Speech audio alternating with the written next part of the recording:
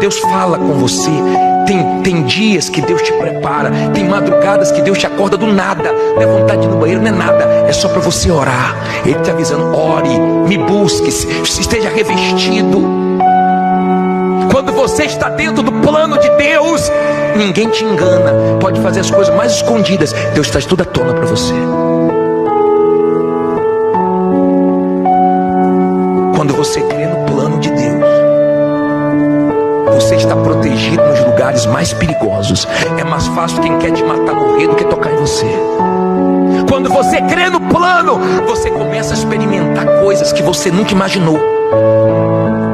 Às vezes na sua cabeça não consegue fechar, porque os pensamentos de Deus são mais altos do que os nossos. Depois você lê Isaías 55, do 8 ao 11, você vai ver que os pensamentos dele são mais altos do que os nossos.